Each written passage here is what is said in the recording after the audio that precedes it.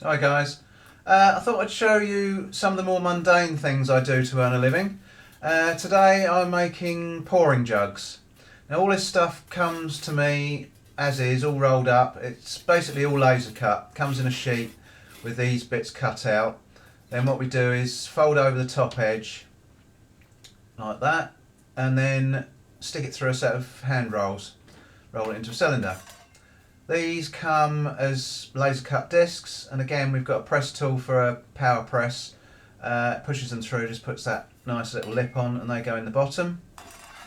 Then we've got what we call noses, basically a spout. Again, that comes as a laser cut, and it looks a bit like a kite when it's opened up. We've got a little press tool that we put in the fly press. That's going to go in there. And then lastly, the only bit that's not laser cut is the handle, which is basically just a bit of flat cut on a guillotine. Again, double fold. We don't squash them down because it gives a bit more strength and it's nicer to hold. And then just fold them over in a little jig. And that goes on the back. And to make sure I get it in the right place each time, or the right height, just fold it up a little bit of tin. I'll just lip over the top of the jug like so, up to it, and that's in the right place each time. Simple as that. Oh, something else I've forgotten. You probably won't see this. This is a bit of, well, I'm not sure what it was. It's wedge shaped anyway, and once I've welded it up, I'll do it on the floor because it's easier. I'll drop this over the top, put a bit of wood on the top and hit it with a big hammer, and it just trues up this circle because they don't come out particularly well from the hand rolls. And I think that's about it. So, well, oh, and this is probably the most useful tool I'll use today. It's just an old, I've had it for years, it's a £75 cheap Amtech, I think it is, magnet, but that's going to come in very useful. So let's give it a go. First job, just tack it, 3 tacks.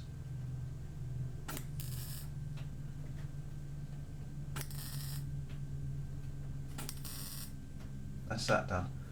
Next we've got to go over to the anvil.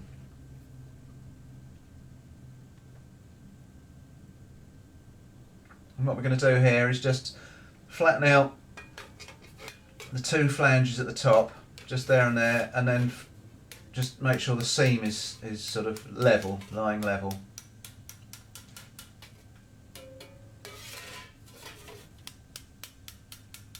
That's it, just with my little sort of planishing hammer, nice and level, and the bits at the top are closed over for where the spout gets joined to it.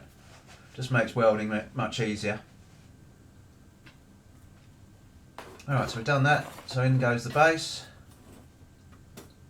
They're quite a good fit, they're a little bit loose, but that's probably a bit easier than them being too tight.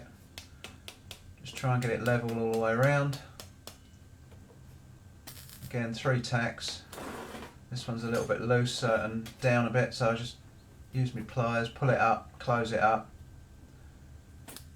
give it another tack. Right, I'm going to weld from top to bottom here. Going quite fast because I'm using 1mm wire, which is a bit big for this stuff because this tin is pretty thin. I've got to go fast. If I don't, I'll either blow holes in it or I'll end up with great big lumps and blobs and all sorts. It's a real balancing act to try and get the amps set right for this because it is so thin, this tin. I think it's under 16 gauge.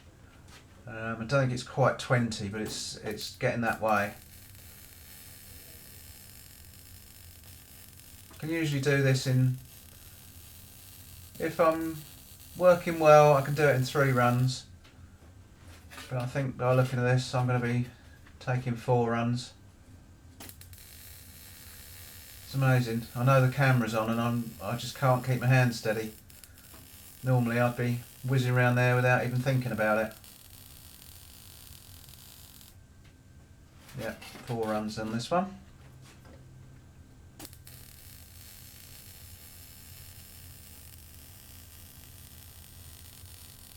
and then it's probably a bit over the top. That's it done.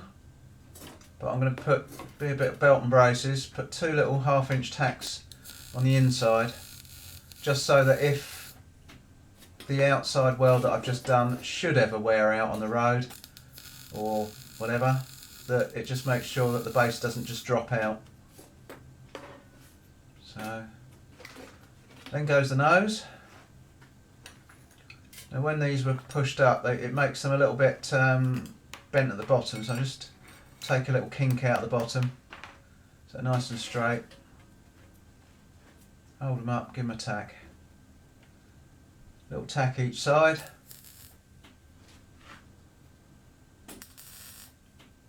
And then I need to use my pliers and pull it down nice and tight, tap it in so it's nice and tight against the centre seam. Now to make sure that the seam between the spout and the jug is actually quite tight, I'm going to go over to the vise and just use my cross pane hammer on the jaw. Just give it a tap all the way down, both sides, just so that it tightens up that joint. Just makes welding it that much easier. Can't really see, it's not focused very well, but take it from me, that's tightened that up nicely. Back to my magnet. You can see why it's so useful now. Just holds it in virtually any position I want it.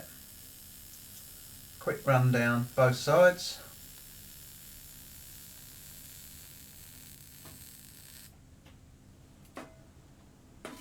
Now down the other side.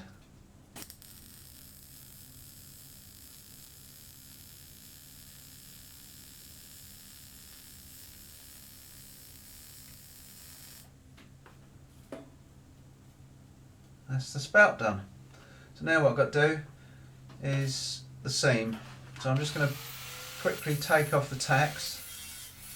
Just a quick go with the flat disc. And to make sure or help me get a straight seam, just got a little bit of 1/2 inch angle iron. And I'm just going to clamp that on about 1/4 inch away from the seam. And hopefully that'll just, I can run the gun up against it and it just makes life that much easier. It just helps you get a straight run.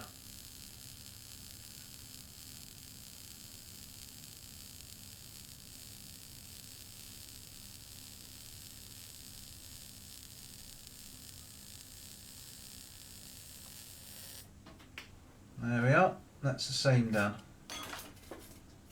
Just like that. And this is where I'm going to take it onto the floor, stick it on the that wedged piece of iron and give it a bash, and that just trues it up a bit more. You can see now it's looking quite nice. So in the last bit, the handle, you can see where those were folded over. I'm just going to hammer those down. Again, it just makes life easier when you weld them. Now what else I'm going to do here, you can't really see very well. I'll move the camera, or just move what I'm doing. I'm just checking to see that the top of the handle is straight, so that when it meets the jug it's sort of parallel to the ground. It's not pointing up or down.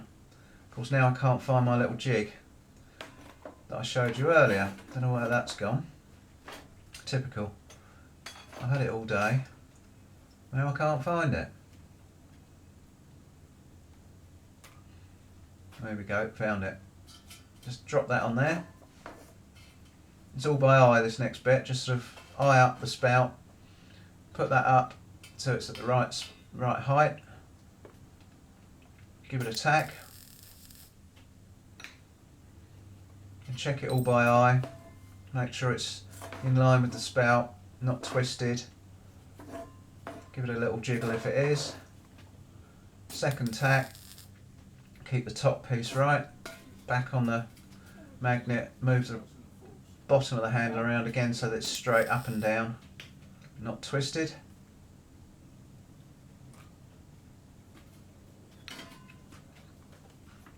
and then just weld the handle on.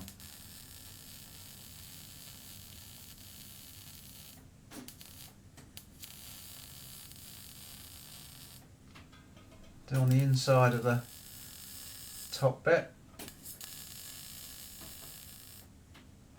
then all the way down the outside.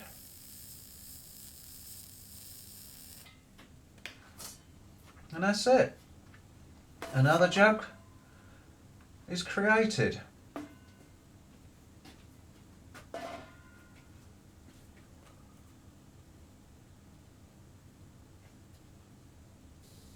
So I've only got another 10 to go to finish this batch. So that's a quick view of what I do to pay the bills. Thanks for watching.